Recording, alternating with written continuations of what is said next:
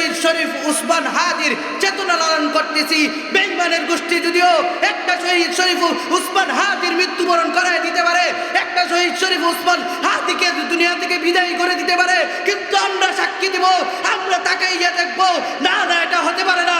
আমরা প্রত্যেকটা ঘরে ঘরে শহীদ শরীফ উসমান হাদির মতন গর্জন দিয়া আমাদের সন্তানগুলিকেও শহীদ শরীফ উসমান হাদির মতো আমরা করতে থাকবো।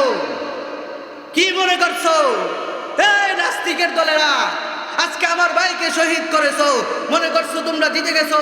না না না, আমার ভাইকে শহীদ করেছো, লক্ষ শরীফ উসমান হাদি ঘরে ঘরে তৈয়ার হয়ে যাবে।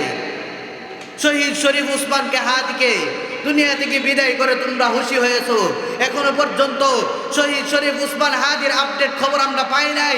এখনো পর্যন্ত যেই কুলাঙ্গার আমার ভাইকে দুনিয়া থেকে বিদায় করেছে, ওই কুলাঙ্গারকে এখনো পর্যন্ত বিচারের আওতায় আনতে পারে নাই। এই জন্য আমার কথা হলো, যেই যুবকগুলি শহীদ শরীফ উসমান হাদি যে দুনিয়া থেকে বিদায় হয়েছে, হাজারো হাজারো আলেম তার জন্য দোয়া করেছেন। এমনকি ডক্টর মিজানুর রহমান আজহারি হুজুর ফেসবুকের পোস্টে একটা লেখা লিখছেন, যেই লেখাটা আমার কাছে এত ভালো লাগছে। হয়তোবা হুজুরের লেখার অনুযায়ী আমি কইতেছি, হুজুরে এই কথাটা বলছে যে আজকে শহীদ শরীফ উসমান হাদির জন্য বাংলার লক্ষ জনতা যেরকম ভাবে জানাজার মাঠে গিয়ে হাজির হয়েছে, হয়তোবা আল্লাহ তাআলা আসমানে ফেরেশতাদেরকে নিয়ে শহীদ শরীফ উসমান হাদির জন্য ভালো কিছু করতেছে, জানাজায় শরীক হয়েছে, ভালো কিছু করতেছে। এবং শহীদ শরীফ উসমান হাদি দুনিয়া থেকে বিদায় হয়েছে, জান্নাতের মর্যাদা নিয়ে বিদায় হয়েছে। আমার ভাইয়ের জন্য দোয়া চাই আল্লাহ তাআলা। যেই যুবকটা দ্বীনের জন্য করতে গিয়া নিজের জন্য করে নাই, বিবির জন্য করে নাই, ইসলামকে বাস্তবায়ন করার জন্য, ইসলামকে উঁচু মাকাম করার জন্য, ইনসাফ প্রতিষ্ঠা করার জন্য যে শহীদ শরীফ উসমান হাদি দুনিয়া থেকে বিদায় হয়ে গেছে, আমরা তার জন্য দোয়া করছি। আল্লাহ তাআলা তার মাকবারাকে জান্নাতের সর্বোচ্চ আলা মাকাম দান করেন, পড়েন আমিন।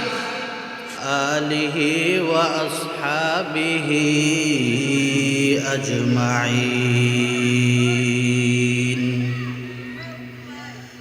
أما بعد فأعوذ بالله من الشيطان الرجيم. بسم الله الرحمن الرحيم.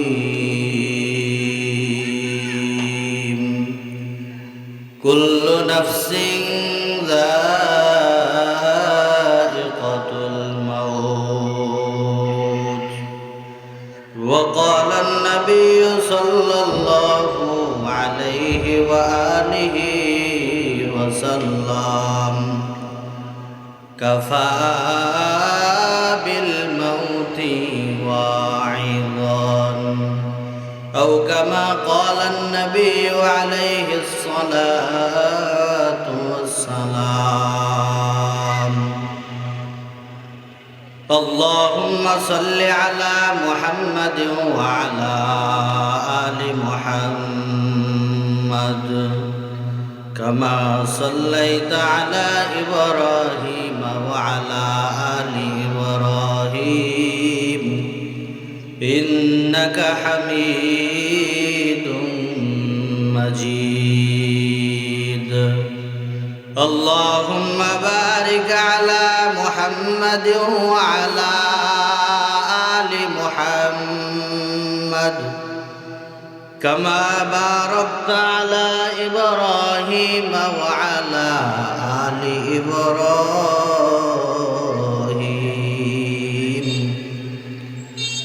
إنك حميد مجيد.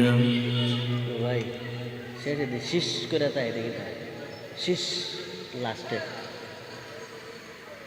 दुनिया सदाकत में तेरा नाम रहेगा,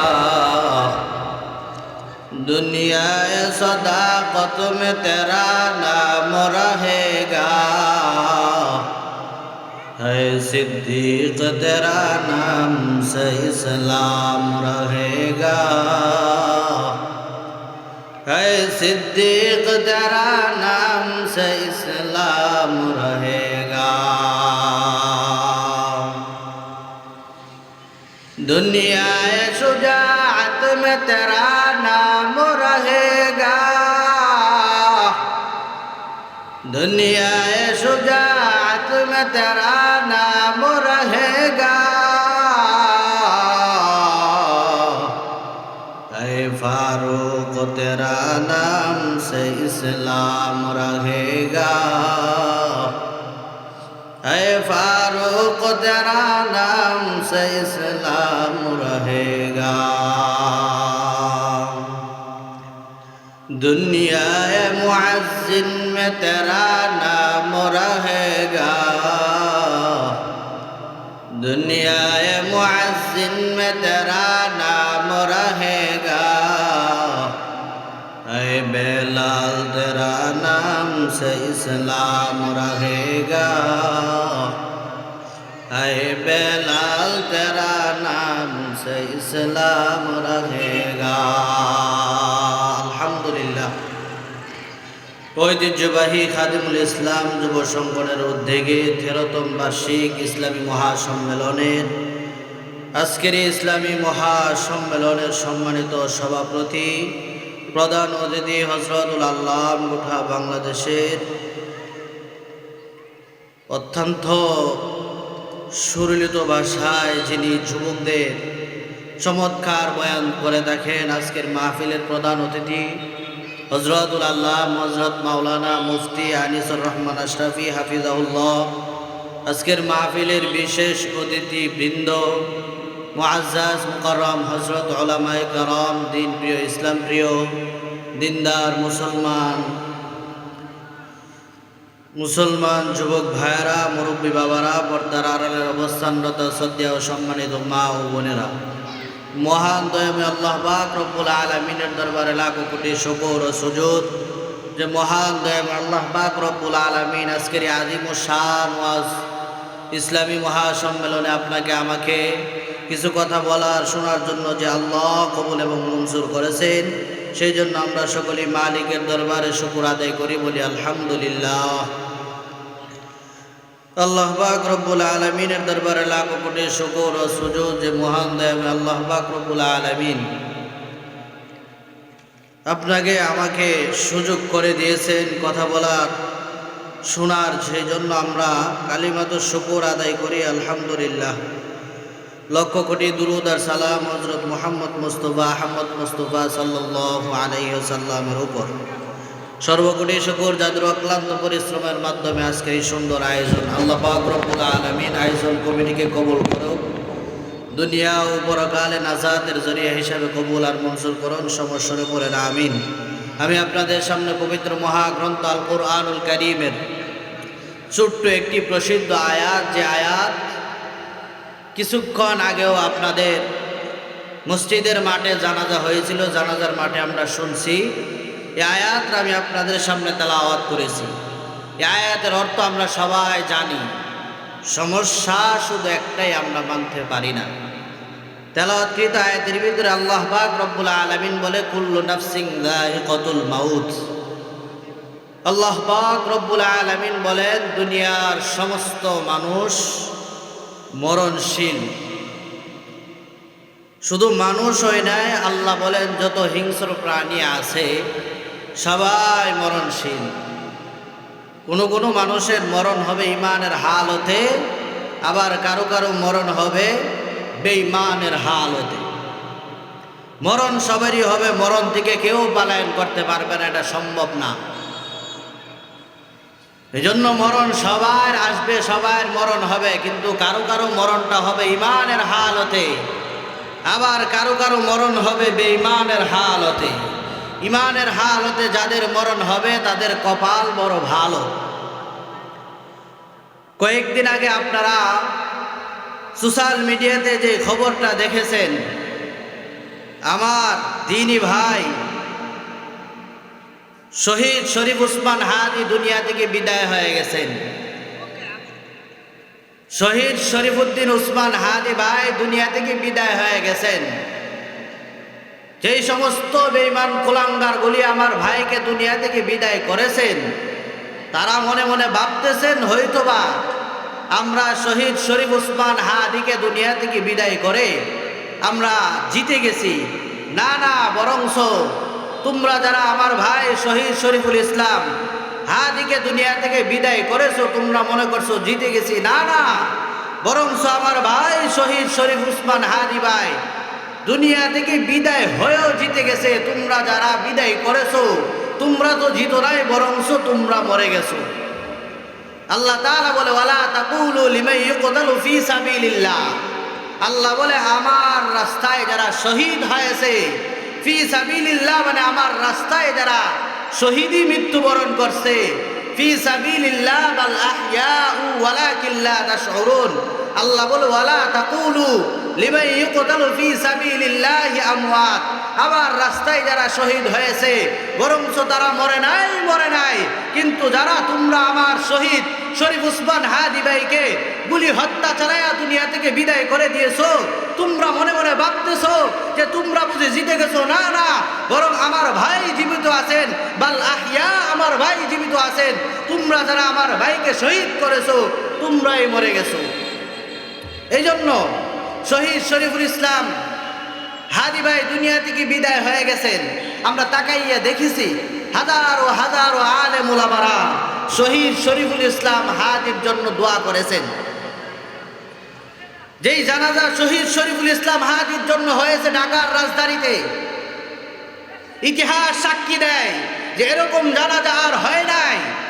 শহীদ শরীফুল ইসলামের জানাজায় একটা টুকবকে যুবকের জানাজায় শহীদ শরীফুল ইসলাম কোনো আলেম ছিলেন না, কিন্তু একটাই ছিলেন, তিনি ইমানের জন্য ইসলামের জন্য কাজ করে গেছেন। আর ইসলামের জন্য কাজ করতে যাইয়া উনি শাহাদাত বরণ করেছেন, শহীদ হয়েছেন। আর শহীদ হওয়ার কারণেই আল্লাহ তাআলা ওনার সম্মান আকাশচম্বী বাড়াইয়া দিয়েছেন। অতএব যারা শহীদ শরীফুল ইসলাম উসমান হাদিকে হত্যা করেছো, তোমরা মনে করেছো শহীদ শরীফুল উসমান হাদিকে হত্যা করে বুঝি তোমরা জিতে গেছো। না না, আমার ভাই শহীদ শরীফ উসমান হাদির যেই জনতা দেখিয়ে গেছেন এবং যত লক্ষ লক্ষ যুবকের হৃদয়ে শহীদ শরীফ উসমান হাদির চেতনা এখনো আছে। আমি তো গতকালকেও ছাত্রদের সামনে বলেছিলাম যে তোমরা প্রত্যেকটা ছাত্ররা আজকে এখানে 40 জন ছাত্র আছো, আগামী দিনে তোমরা 40 জন ছাত্র 40টা শহীদ শরীফ উসমান হাদির মতো হইয়া চেতনা দেখাইবা। কারণ আমরার অন্তরের ভিতরে শহীদ শরীফ উসমান হাদির চেতনা লালন করতেছি। বেঈমানের গোষ্ঠী যদিও একটা শহীদ শরীফ উসমান হাদির মৃত্যুবরণ করায় দিতে পারে, একটা শহীদ শরীফ উসমান হাদিকে দুনিয়া থেকে বিদায় করে দিতে পারে, কিন্তু আমরা সাক্ষী দিব, আমরা তাকাইয়া দেখবো না না এটা হতে পারে না। আমরা প্রত্যেকটা ঘরে ঘরে শহীদ শরীফ উসমান হাদির মতন গর্জন দিয়া আমাদের সন্তানগুলিকে শহীদ শরীফ উসমান হাদির মতো আমরা করতে থাকবো। কি মনে করছো এই নাস্তিকের দলেরা? আজকে আমার ভাইকে শহীদ করেছো, মনে করছো তোমরা জিতে গেছো। না না না, আমার ভাইকে শহীদ করেছো, লক্ষ শরীফ উসমান হাদি ঘরে ঘরে তৈয়ার হয়ে যাবে। শহীদ শরীফ উসমানকে হাদিকে দুনিয়া থেকে বিদায় করে তোমরা খুশি হয়েছো। এখনো পর্যন্ত শহীদ শরীফ উসমান হাদির আপডেট খবর আমরা পাই নাই। এখনো পর্যন্ত যেই কুলাঙ্গার আমার ভাইকে দুনিয়া থেকে বিদায় করেছে ওই কুলাঙ্গারকে এখনো পর্যন্ত বিচারের আওতায় আনতে পারে নাই। এই জন্য আমার কথা হলো, যেই যুবকগুলি শহীদ শরীফ উসমান হাদি যে দুনিয়া থেকে বিদায় হয়েছে, হাজারো হাজারো আলেম তার জন্য দোয়া করেছেন। এমনকি ডক্টর মিজানুর রহমান আজহারি হুজুর ফেসবুকের পোস্টে একটা লেখা লিখছেন, যেই লেখাটা আমার কাছে এত ভালো লাগছে। হয়তোবা হুজুরের লেখার অনুযায়ী আমি কইতেছি, হুজুরে এই কথাটা বলছে যে আজকে শহীদ শরীফ উসমান হাদির জন্য বাংলার লক্ষ জনতা যেরকম ভাবে জানাজার মাঠে গিয়ে হাজির হয়েছে, হয়তোবা আল্লাহ তাআলা আসমানে ফেরেশতাদেরকে নিয়ে শহীদ শরীফ উসমান হাদির জন্য ভালো কিছু করতেছে, জানাজায় শরীক হয়েছে, ভালো কিছু করতেছে। এবং শহীদ শরীফ উসমান হাদি দুনিয়া থেকে বিদায় হয়েছে, জান্নাতের মর্যাদা নিয়ে বিদায় হয়েছে। আমার ভাইয়ের জন্য দোয়া চাই আল্লাহ তাআলা যেই যুবকটা দ্বীনের জন্য করতে গিয়া নিজের জন্য করে নাই, বিবির জন্য করে নাই, ইসলামকে বাস্তবায়ন করার জন্য, ইসলামকে উঁচু মাকাম করার জন্য, ইনসাফ প্রতিষ্ঠা করার জন্য যেই শহীদ শরীফ উসমান হাদি দুনিয়া থেকে বিদায় হয়ে গেছে, আমরা তার জন্য দোয়া করছি। আল্লাহ তাআলা তার মাকবারাকে জান্নাতের সর্বোচ্চ আলা মাকাম দান করেন, পড়েন আমিন। এবং আমার যে তেলাওয়াতকৃত আয়াত আল্লাহ তাআলা বলে কুল্লু নাফসিন যায়িকাতুল মাউত, আল্লাহ বলেন দুনিয়ার সব মানুষ মরণশীল, সবাই মৃত্যুবরণ করবে, মৃত্যু থেকে কেউ পলায়ন করতে পারবে না, সবাই মরণশীল। কিছুক্ষণ আগে মসজিদের মাঠে যেই কথাগুলি বলা হয়েছে জানাজার মাঠে, আপনাদের এলাকার জানাজার মাঠে যেই কথাগুলি বলা হয়েছে, জানাজার মাঠে বলা হয়েছে যে সব মানুষ মরণশীল। আমার কথা এটাই, আল্লাহ বলেছে কুল্লু নাফসিন যায়িকাতুল মাউত, দুনিয়ার সব মানুষ মরণশীল, মরণ থেকে কেউ পলায়ন করতে পারবে না, চাইলেও মরণ থেকে পলায়ন করা যাবে না, এটা সম্ভব না। এই জন্য কবির ভাষায় কবি বলেন, মরণ থেকে যতই পালাও মরণ তোমায় লইবে গিরি, যদিও সুদূর আকাশ প্রাণে লুকাও সে তাই লাগিয়ে সিঁড়ি। কবির ভাষায় কবি বলেন, মরণ থেকে যতই পালাও মরণ তোমায় লইবে গিরি, যদিও সুদূর আকাশ প্রাণে লুকাও সে তাই লাগিয়ে সিঁড়ি। এরে চম্পকনগরের মুসলমান, মরণ থেকে পলায়ন করা যাবে না, চাইলেও তুমি পারবা না রে বাবা, এটা তোমার দ্বারা সম্ভব হবে না। দুনিয়ার সব মানুষ মরণশীল। নবী বলেন মানুষের জন্য যথেষ্ট হয়তো, রহমাতাল লিল আলামিন বলেন কাফা বিল মাউতি ওয়াইযান, রহমতের নবী আমার বলেন মানুষের জন্য যথেষ্ট হয়তো যে মানুষের ভিতরে একটা জিনিস কাজ করত, যে সব মানুষ মরণশীল, মৃত্যুই আমার জন্য যথেষ্ট। এই মানুষগুলা যদি মৃত্যুর কথা মনে মনে ভাবে, মৃত্যুর কথা নিয়ে চিন্তা করে, মৃত্যুর বিষয়ে ফিকির করে, ওই মানুষগুলি দুনিয়াতে গুনাহ করতে পারে না, ওই মানুষগুলি সুদের কাতারে যাইতে পারে না, ওই মানুষগুলি ঘুষ খাইতে পারে না, এটা মানুষের দ্বারা সম্ভব না। এই জন্য রহমাতাল লিল আলামিনের সাহাবী হযরতে কাআব রাদিয়াল্লাহু তাআলা আনহু বর্ণনা করেন, আল্লাহ তাআলা হযরতে জিবরাইল আমিনকে ডেকে ডেকে বলেন, ও জিবরাইল আমিন তুমি জমিনের ভিতরে যাও, জমিনের ভিতরে যাইয়া আমার ইদ্রিস নবীকে একটা অফার দিয়ে দাও। হযরতে জিবরাইল আমিন বলেন, ও আল্লাহ কি জন্য জমিনে যাব? বলে আমার ইদ্রিস নবীকে অফার দিব, অফার। হযরতে জিবরাইল আলাইহিস সালাতু ওয়াস সালাম বলেন, আল্লাহ ইদ্রিস নবীকে কি অফার দিব? আল্লাহ তাআলা বলে, জিবরাইল আমার ইদ্রিস নবীকে যাইয়া জানাইয়া দাও, আমার ইদ্রিস পয়গম্বর এতদিন আমি আল্লাহর যত ইবাদত করছে, আমার ইদ্রিস নবী যত ইবাদত করছে, আমার ইদ্রিস নবী যত আমল করছে, আমার ইদ্রিস নবী যত নামাজ আদায় করছে, প্রত্যেকটা ইবাদতের বিনিময় আমি আল্লাহ একটা করে তার আমল, একটা ইবাদত করলে একটা করে তার আমল নামে একটা করে নেকি দিছি। ও জিবরাইল আমার ইদ্রিস নবীর কাছে যাইয়া জানাইয়া দাও, আমার ইদ্রিস পয়গম্বর আজ থেকে একটা করে ইবাদত করলে আমি আল্লাহ একটা করে নেকি দিব না, বরং একটা করে ইবাদত করলে আমি আল্লাহ একটা করে ইবাদতের বিনিময় আমি আল্লাহ আমার ইদ্রিস নবীকে দুইটা করে নেকি দিব। হযরত ইদ্রিস আলাইহিস সালাতু ওয়াস সালামের কাছে জিবরাইল হাজির হয়ে গেছে। জিবরাইল আমিন হাজির হওয়ার পর ইদ্রিস নবী বলে, রে জিবরাইল কেন হাজির হয়েছো?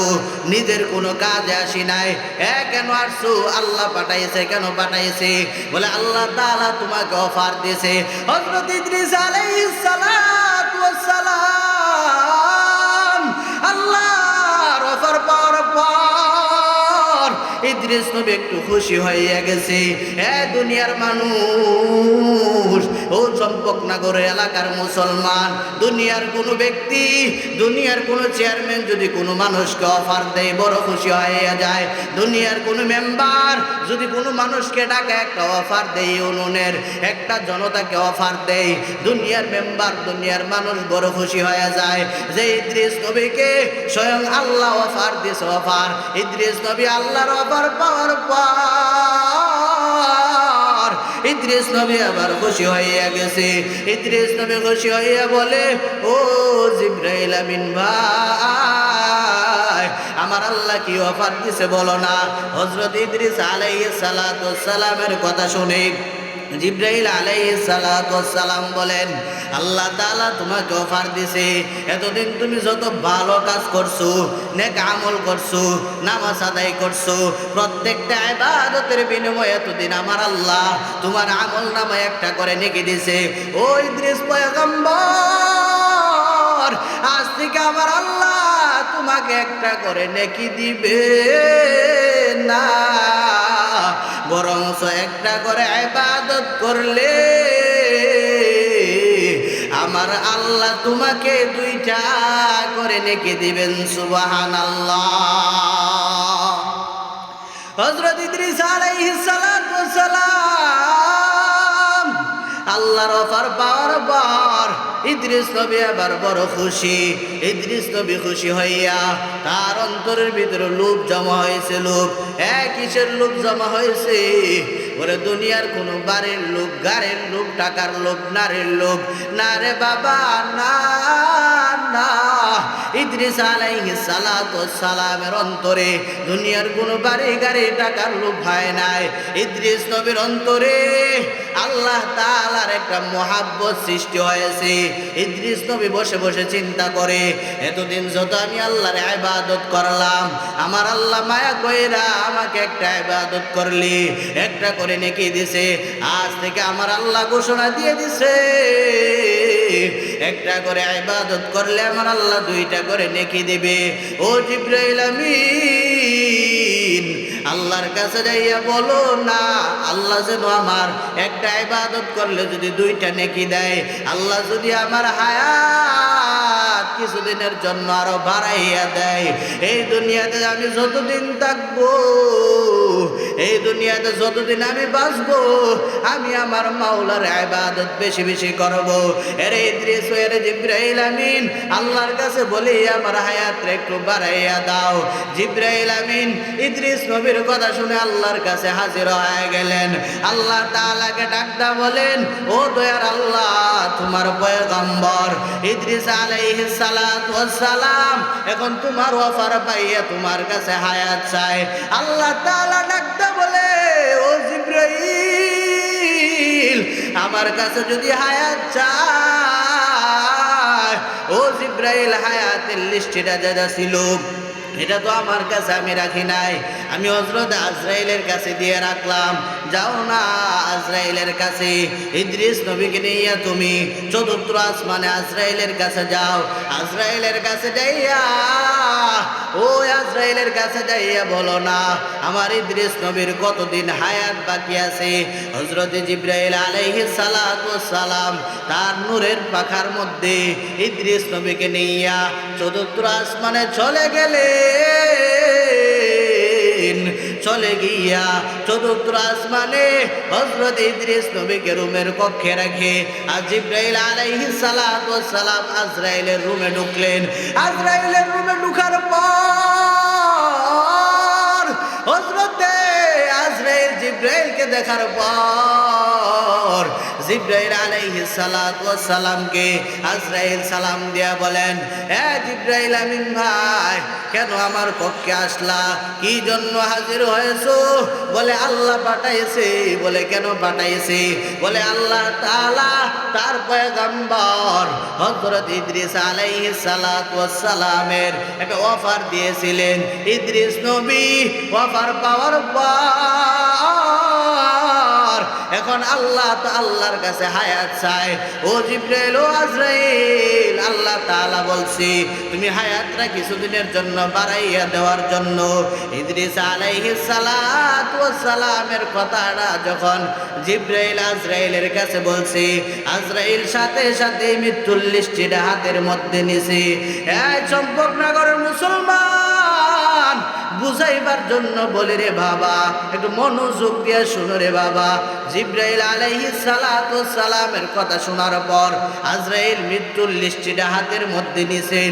মৃত্যুর লিস্টে হাতের মধ্যে নেওয়ার পর ওই মৃত্যুর লিস্টের ভিতরে তাকাইয়া দেখেন আজরাইল যেই মুহূর্তে চতুর্থ আসমানের ভিতরে আমার আল্লাহ হযরতে ইদ্রিস নবীর হায়াত শেষ করে দিয়েছেন, জিবরাইল আমিন ইদ্রিস নবীর হায়াত আল্লাহ তাআলা শেষ করে দিয়েছেন।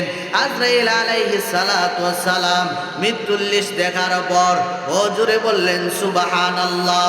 সুবহানাল্লাহ বলিয়া হযরতে আজরাইল জিবরাইলকে বলে, হে জিবরাইল, আমি চিন্তার মধ্যে পড়ে গেলাম। এই মুহূর্তে আমি হলাম চতুর্থ আসমানে, হযরতে ইদ্রিস নবী হলেন জমিনের ভিতরে। এই মুহূর্তে আল্লাহ তাআলা হযরত ইদ্রিস নবীর হায়াত শেষ করেছেন, এটা কেমনে সম্ভব? ইদ্রিস আলাইহিস সালাতু ওয়াস সালাম জিবরাইল আলাইহিস সালাতু ওয়াস সালাম এবার বলেন, ও আজরাইল ভাই, এই মুহূর্তে তো জিবরাইল, এই মুহূর্তে তো ইদ্রিস নবী জমিনে নাই, আমি তো সাথে কইরা তাকে চতুর্থ আসমানে নিয়ে আসছি, উনি তো চতুর্থ আসমানে। এখন আমার কথা বুঝার উদ্দেশ্য হলো ওই চতুর্থ আসমানে ইদ্রিস নবীর মৃত্যু আমার আল্লাহ লিখে রাখছেন কোনো না কোনো মাধ্যমে। আমার আল্লাহ জিবরাইল আমিনের মাধ্যমে চতুর্থ আসমানে ইদ্রিস নবীকে নিয়েছেন, নিয়ে আজরাইলের মাধ্যমে আমার আল্লাহ চতুর্থ আসমানে ইদ্রিস নবীর মৃত্যু ঘটিয়ে দিছে। এই জন্য মৃত্যু যার যে অবস্থায়, যে হালতে, যেখানেই আপনার মৃত্যু অবধারিত লেখা, ওই অবস্থায় ওই হালতে আপনার মৃত্যু হবে। দুনিয়ার কোনো মানুষ চাইলেও আপনার মৃত্যু ঠেকাইয়া রাখতে পারবে না। যার যে অবস্থায়, যে হালতে মৃত্যু, ওই অবস্থায় ওই হালতে মৃত্যু হবে। এই দুনিয়া থেকে যদি থাকতে চাইতেন, দুনিয়া থেকে যদি থাকতে পারতেন, আল্লাহ তাআলা বলেন কুল্লু নাফসিন যায়কাতুল মাউত, দুনিয়ার কেউ কোনো সব মানুষ মরণশীল, চাইলেও দুনিয়াতে থাকতে পারবেন না, এটা সম্ভব না। তবে আল্লাহ তাআলা আমার নবী, রহমতের নবী, রহমাতুল লিল আলামিন নবীকে আমার আল্লাহ অফার দিয়েছেন। আল্লাহ তাআলা আমার নবীকে ডেকে ডেকে বলেন, ও নবী আমার, ও নবী গো, আপনি যদি চান দুনিয়ায় থাকতে তাও পারবেন। নবী গো, আপনি যদি চান দুনিয়া থেকে আসতে তাও পারবেন। আমার নবী আমার আল্লাহকে ডেকে ডেকে বলেন, ও দয়ার মালিক আল্লাহ, হয়তো বা আজকে না হয় কালকে আমি দুনিয়া থেকে বিদায় হওয়া লাগবে। আল্লাহ, আমি দুনিয়াতে থাকতে চাই না, তুমি আমাকে নিয়ে যাও।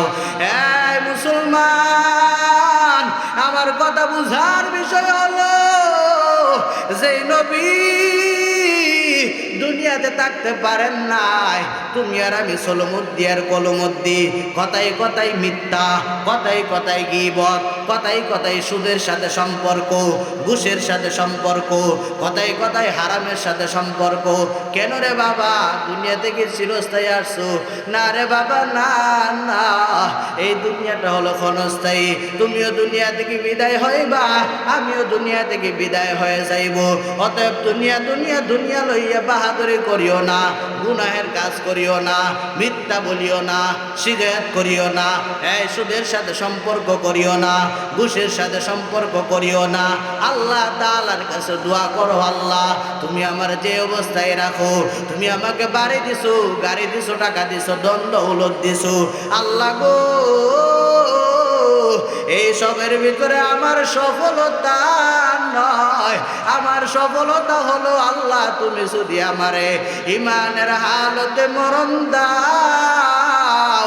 ওই ইমানের হালতে যাদের মৃত্যু হবে রে বাবা, ওই মানুষগুলি হলো সফল। আজকে দুনিয়া পাইয়া সেকেন্ডে সেকেন্ডে মিথ্যা কথা বলো, সেকেন্ডে সেকেন্ডে গুনাহ করো, গুনাহে কবিরা করো, গুনাহে শিরিক করো, আল্লাহকে ভুলে গেলা, নবীকে ভুলে গেলা। আল্লাহ তাআলার মুয়াজ্জিনেরা পাঁচ বেলা মসজিদের মিনার থেকে আওয়াজ হয়, মসজিদের মিনার থেকে আওয়াজ হওয়ার পর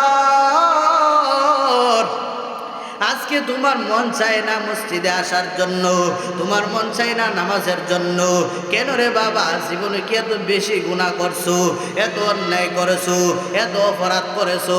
না রে বাবা, না না, রাহমাতাল লিল আলামিন বলেন, আল্লাহর দিকে মুতাওয়াজ্জু হইয়া একবার আস্তাগফিরুল্লাহ পড়বা। এই উম্মতের দল, আমার আল্লাহ তাআলা বলেন, একবার আস্তাগফিরুল্লাহ পড়ার পরে আল্লাহ বলেন, আস্তাগফিরিল্লাহ ইন্নাল্লাহা কানা গফুরার রহিমা। আল্লাহ তাআলা বলে, এ মুমিন বান্দা বান্দির দল, গুনাহ করেছো তো, অন্যায় করেছো, অপরাধ করেছো, কি মনে করেছো আমি আল্লাহর কাছে মাফ চাও? আমি আল্লাহ কত বড় গুনাহগারদেরকে মাফ করিয়ে দিছি। তুমি কেমন গুনাহ করেছো? তুমি মাফ চাও, অন্যায় করেছো, মাফ চাও। মিথ্যা বলিও না, গীবত করিও না, শিকায়ত করিও না। দুনিয়াতে সবাই মরণশীল, মৃত্যু থেকে কেউ পলায়ন করতে পারবে না। দুনিয়াতে যারা ছিল সবাই বিদায় হইবে, তুমিও বিদায় হইবা, আমিও বিদায় হইব। যে সুলাইমান নবী আল্লাহর ঘর নির্মাণ করতেছে, ওই সুলাইমান পয়গম্বর জিনদের মাধ্যমে, মানুষের মাধ্যমে আল্লাহর ঘর নির্মাণ করতেছে। এমত অবস্থায় আজরাইল সুলাইমান নবীর কাছে হাজির হয়ে গেলেন। সুলাইমান নবীর কাছে হাজির হইয়া আজরাইল আলাইহিস সালাতু ওয়াস সালাম বলেন, ও সুলাইমান পয়গম্বর, আপনার দুনিয়ার হায়াত শেষ হয়ে গেছে, আপনি দুনিয়া থেকে বিদায় হওয়া লাগবে। হযরতে সুলাইমান আলাইহিস সালাতু ওয়াস সালাম বলেন, আজরাইল, আল্লাহর ঘর নির্মাণ করতেছি, এমত অবস্থায় যদি আমি দুনিয়া থেকে বিদায় হয়ে যায়, তাহলে আল্লাহর ঘর কে নির্মাণ করবে? আজরাইল, আল্লাহর কাছে যাই একটু বলো না, আল্লাহ তাআলা যেন আমার হায়াতটা কিছুদিনের জন্য বাড়ায়া দেয়। আজরাইল আলাইহিস সালাতু ওয়াস সালাম যখন আমার আল্লাহর কাছে কথাটা বললেন, আল্লাহ তাআলা ডাকটা বলো, সুলাইমান পয়গম্বর, ও নবী, আপনার হায়াত শেষ, অথচ আমার ঘর আমি আল্লাহ যে কোনো মাধ্যমে নির্মাণ করাবো, আপনার হায়াত এটা সম্ভব হবে না। ও সুলাইমান পয়গম্বর, আপনার হায়াত শেষ হয়ে গেছে, আপনি দুনিয়া থেকে বিদায় হওয়া লাগবে। যে সুলাইমান নবীর কথা নদীর মাছেরা শুনতো, বাতাস শুনতো, পানি শুনতো, ওই সুলাইমান নবী দুনিয়াতে থাকতে পারেন নাই।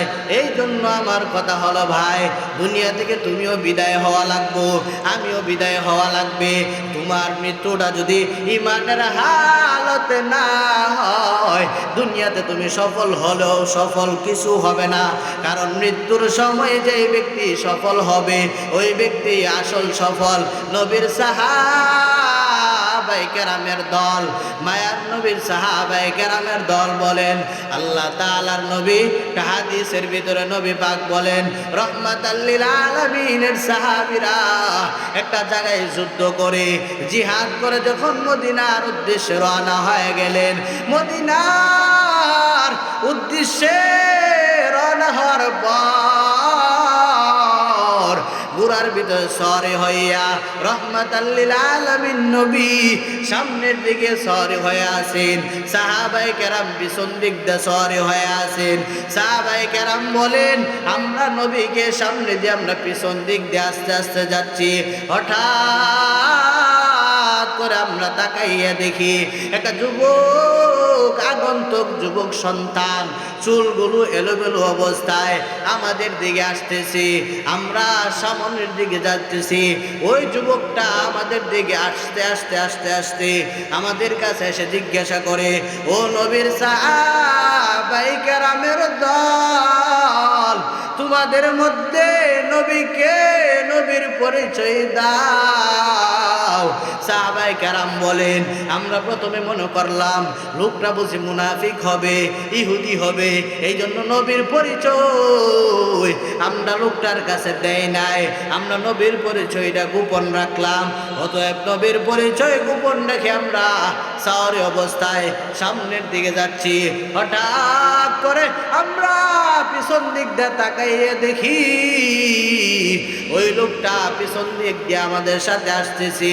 লোকটা আসতেছে আর কান্না করতেছে। সাহাবায়ে কেরাম বলেন, আমরা লোকটারে জিজ্ঞেস করলাম, কিরে আগন্তুক ভাই, তুমি কেন কাঁদো? ও আগন্তুক ভাই, তোমার কারণ কি? কোন উদ্দেশ্যে তুমি কাঁদো? আগন্তুক ব্যক্তিরা বলে, ও সাহাবায়ে কেরামের দল, আমি তোমাদের দেখে দেখে দেখে কাঁদি। এ সাহাবায়ে কেরামের দল, আমি তোমাদেরকে দেখে দেখে কান্না করতেছি। সাহাবায়ে কেরাম বলে, রে আগন্তুক ভাই, আমাকে দেখে দেখে কেন কাঁদো? আমাকে দেখে দেখে তো কান্নার কোনো কারণ হয় না। আগন্তুক ব্যক্তিরা এবার বলে, রে সাহাবায়ে কেরাম, আমি তোমাদেরকে দেখে কেন কাঁদি জানো নি? আমি চিন্তা করতেছি, তোমাদেরকে দেখে দেখে আমি চিন্তা করতেছি, ও সাহাবায়ে কেরামের দল, তোমাদের যে হাত, তোমাদের যে পা, তোমাদের যে চক্ষু, সাহাবায়ে কেরাম, আমি তোমাদের দেখে কান্না করার কারণ হলো তোমাদের হাত দেখে আমি চিন্তা করতেছি যে হাত কত দামি হাত, যে হাত দিয়ে তোমরা রহমাতাল লিল আলামিনের সাথে মুসাফা করছো। ও সাহাবায়ে কেরাম, যেই চক্ষু দিয়া তোমরা রহমাতাল লিল আলামিনকে দেখছো, সাহাবায়ে কেরাম, তোমাদের হাত কত দামি হাত, তোমাদের চক্ষু কত দামি চক্ষু। এ সাহাবায়ে কেরাম, কতদিনের তামান্না নবীর সাথে সাক্ষাৎ করব। আমার মা ইহুদি, আমার মা মুশরিক, এই জন্য নবীর সাথে সাক্ষাৎ করার সুযোগ আমার হয় নাই।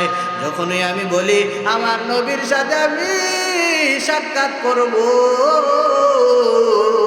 আমার মা নবীর সাথে সাক্ষাৎ করার জন্য আমাকে দেয় নাই, আমার বাবা নবীর সাথে সাক্ষাৎ করার জন্য আমাকে দেয় নাই। ও সাহাবায়ে কেরাম, তোমাদেরকে দেখে কি জন্য কাঁদি জানো নি? আমি তোমাদেরকে দেখে কান্নার কারণ হলো, আমি তোমাদের হাত দেখে কান্নার কারণ হলো, আমি তোমাদেরকে দেখে দেখে নবীর আদর্শ আমি পাই, আমি নবীর আখলাক তোমাদের থেকে পাই, আমি নবীর চরিত্র তোমাদের থেকে দেখে দেখে পাই। আজকে যদি আমি নবীকে দেখতাম, তাহলে আমি আমার নবীর সাথে কত কথা বলতাম। ও সাহাবায়ে কেরাম, এই জন্য আমি কান্না করি। মায়ার নবীর সাহাবায়ে কেরাম তাকাইয়া লোকটাকে দেখে লোকটা হাউমাউ করে কান্না করে, হাউমাউ করে কান্না দেখে নবীর সাহাবায়ে কেরাম বলে, লোকটার কান্না দেখে আমাদের মায়া লাগছে। আমরা এক পর্যায়ে লোকটাকে বললাম, এরে আগন্তুক ভাই, আর কাঁদিও না। ও যে সাদা ঘোড়ার ভিতর সওয়ারি হয়ে আছে, তিনি হলেন আমাদের নবী রহমাতাল লিল আলামিন। আগন্তুক ভাই, আর দেরি করিও না, নবীর সাথে সাক্ষাৎ করো। সাহাবায়ে কেরাম বলে, আমরা তাকাইয়া তাকাইয়া দেখতেছি। যখন এই লোকটাকে আমরা এই কথাটা বললাম, আমাদের কথা বলতে দেরি হয়, ওই লোকটা দৌড়াইয়া আমার নবীর সাথে সাক্ষাৎ করতে দেরি হয় নাই। লোকটা যাইয়া দৌড়াইয়া নবীর সাথে তার সওয়ারিটা মিলাইয়া দিছে। নবীর সাথে তার সওয়ারি মিলাইয়া ওই লোকটার হাতে ছিল একটা তাওরাতের নুসখা। তাওরাতের নুসখাটা বের করে লোকটা একবার তাওরাতের নুসখার দিকে তাকায়, আবার আমার নবীর চেহারা মুবারকের দিকে তাকায়, একবার তাওরাতের নুসখার দিকে তাকায়, আবার আমার নবীর চেহারা মুবারকের দিকে তাকায়, একবার তাওরাতের নুসখার দিকে তাকায়, আর একবার আমার নবীর মুবারকের চক্ষু মুবারকের দিকে তাকায়। ওই আগন্তুক লোকটা বারবার বারবার তাকাইতে তাকাইতে এক পর্যায়ে সাহাবায়ে কেরাম বলে, আমরা তাকাইয়া তাকাইয়া দেখতেছি এই লোকটা আমার নবীরে এত বারবার দেখতে দেখতে দেখতে দেখতে এক পর্যায়ে লোকটা তাওরাতের নুসখাটা বের করে বলে, ও নবী আমার, ও নবী গো, যদি এই কিতাবটা মূসা নবীর কিতাব হয়, যদি এই কিতাব তাওরাত কিতাব সত্য হয়, যদি মূসা নবী আল্লাহর পয়গম্বর হয়, নবী গো আমি এই মুহূর্তে ঘোষণা দিলাম, ও নবী এই মুহূর্তে আমি ঘোষণা দিয়ে দিলাম, আপনি হলেন আখিরি নবী, আপনি হলেন রহমাতুল লিল আলামিন। সাহাবায়ে কেরাম বলেন, আমরা তাকাইয়া তাকাইয়া দেখতেছি লোকটা এই কথাগুলি বলতে বলতে বলতে বলতে তার শহরে থেকে জমিনের ভিতরে পড়ে গেছে। জমিনের ভিতরে পড়ে যাওয়ার পর আমার নবী শহরে দাঁড় করায় দিলেন। আমার নবী সাহাবায়ে কেরামকে বলে, ও সাহাবায়ে কেরামের দল, আর সামনে যাওয়া যাবে না। ও সাহাবায়ে কেরাম, এখানে যাত্রা বিরতি দিয়া দাও, আমার এই আগন্তুক ব্যক্তিটাকে আমার কাছে নিয়ে আসো, আগন্তুক ব্যক্তিটাকে আমি নবীর উরু মুবারকের ভিতরে রেখে দাও। ওই সাহাবায়ে কেরাম এখানে যাত্রা বিরতি দিয়া আগন্তুক লোকটারে নবীর উরু মুবারকের কাছে রাখছে। নবীর উরু মুবারকের কাছে রাখার পর রহমাতাল লিল আলামিন নবী তাকায় দেখে লোকটা কান্না করে। আমার নবী বলতেছে, কিরে আগন্তুক ভাই, তুমি কি জন্য কান্না করো? ও আগন্তুক ভাই, কোন জিনিস তোমাকে কাঁদায়? লোকটা বলে, নবী আমার, নবী গো আজকের কান্নাটা আমার সুখের আমার দুঃখের কান্না নয়, আজকের কান্নাটা হলো আমার সুখের কান্না। ওই আগন্তুক ব্যক্তিটা আমার নবীকে ডেকে ডেকে বলে, ও নবী আমার, আজকের কান্নাটা আমার দুঃখের কান্না নয়, আজকের কান্নাটা হলো আমার সুখের কান্না। কারণ আমি যেই নবীকে দেখার জন্য সিরিয়া থেকে সফর করে করে আসলাম, নবীর সাথে কিছুক্ষণের ভিতরে আমার সাক্ষাৎ হয়ে গেল। আবার আমার কপালে তো দামি কপাল হয়ে যাবে, আমি বুঝিও নাই। আবার নবীর উরু মুবারক এর কাছে আমার মাথা রাখবো। নবী গো আর দেরি করিয়েন না, ও নবী আপনি আমার আর দেরি করিয়েন না, আপনি আমাকে কালিমা পড়ে মুসলমান বানায় দেন। রহমাতাল লিল আলামিনের সাহাবায়ে কেরাম বলেন, আমরা তাকাইয়া তাকাইয়া দেখতেছি ওই লোকটারে আমার নবী যখন কালিমা পড়াইয়া মুসলমান বানায় দেন, কালিমা পড়াইয়া মুসলমান বানাইয়া দিতে দেরি হয়, ওই লোকটা দুনিয়া থেকে বিদায় হইতে দেরি হয় না। কথা বুঝার উদ্দেশ্য হলো, এই লোকটার মৃত্যু, দুনিয়াতে থাকতে পারেন নাই, মৃত্যু হয়েছে, কিন্তু লোকটার মৃত্যু হয়েছে ভালো অবস্থায়, রহমাতুল লিল আলামিনের উরু মুবারকের ভিতরে তার মৃত্যু হয়েছে। এই জন্য শুরু থেকে যেই কথা বলছিলাম, আল্লাহ বলে কুল্লু নাফসিন যায়কাতুল মাউত, নবী বলেন কাফা বিল মাউতি ওয়াইদান, প্রত্যেকটা মানুষের জন্য যথেষ্ট ছিল। প্রত্যেকটা মানুষ যদি এই কথার উপরে বিশ্বাস করে ঈমান আমল নিয়ে চলতে পারে যে আমার একদিন মৃত্যু হবে, মৃত্যু আমার জন্য যথেষ্ট, এই কথা বলেই আমার কথা শেষ করলাম। ওয়া আখির দাওয়ানা আলহামদুলিল্লাহি রাব্বিল আলামিন। আসসালামু আলাইকুম ওয়া রাহমাতুল্লাহ।